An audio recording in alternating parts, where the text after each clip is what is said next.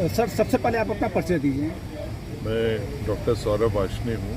मैं professor head हूँ unity में नाक कान गला विभाग में एम्स ऋषिकेश में। वहाँ पे हम 3 एकेडमिक्स भी। सर इस कॉन्फ्रेंस में कहाँ से डेलीगेट्स आए हुए हैं?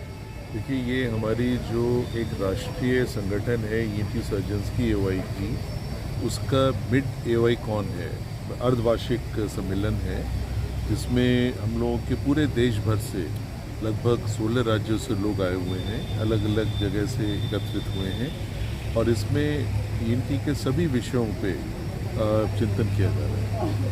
तो सर इस कॉन्फ्रेंस से नई नई बातें क्या उभर कर सामने आई? देखिए, अभी हम लोग जो हमारे ईश्वर ने हमको 5 इंद्रियां दी, उसमें से 3 इंद्रियां हमारा सुनना, सूंघना और स्वाद, तीनों ईएनटी विभाग से संबंधित है। और आप समझ सकते हैं कि इन तीनों इंद्रियों का जैसे जैसे उम्र बढ़ती है इसमें बदलाव आता है, गिरावट आती है। हम लोगों के जीवन की आयु बढ़ती जा रही है, लेकिन क्वालिटी ऑफ लाइफ इन इंद्रियों पे निर्धारित होती है।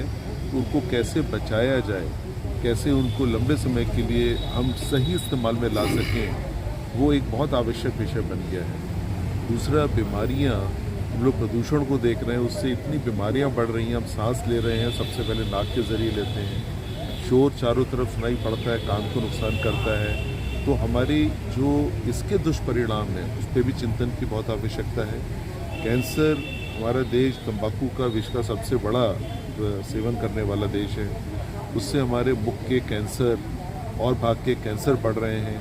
हमारे यहाँ जो एडल्ट्रेशन जो चीज़ों में पाता है, उससे शरीर में कैंसर बढ़ रहे हैं। उन सब पे चिंतन इस सम्मेलन में किया। आज की कॉन्फ्रेंस से ईएनटी डॉक्टर्स को और विशेषकर मरीजों को क्या फ़ायदा होने वाला है? देखिए, जब सब हम लोग साथ बैठते हैं तो हम सब अलग अलग तरीके से अपने प्रयोग कर रहे हैं, अपनी शोध कर रहे हैं। जब साथ बैठते हैं तो हम उस शोध को साझा करते हैं, जिससे हमको और रास्ते दिखते हैं कि हमारे देश में किस डायरेक्शन में शोध की ज़रूरत है, जो हमारे यहाँ के देशवासियों को लाभान्वित कर सके। तो ये एक हम लोग चिंतन से इस आइडिया को निकालते हैं।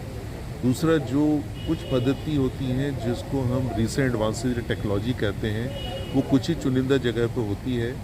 यदि हम बैठ के यहाँ आपस में उसको साझा करते हैं तो और लोग उसको करना शुरू करते हैं, समाज में और लोग उसका लाभ ले पाते हैं। सर ये कै दिवसीय गोष्ठी कराई जा रही है, कार्यशाला जी, कै दिवसीय कार्यशाला आयोजित है? ये 3 दिन की संगोष्ठी मतलब हम सम्मेलन है, जिसमें पहले दिन केवल वर्कशॉप की गई थी और आज और कल ये एक कॉन्फ्रेंस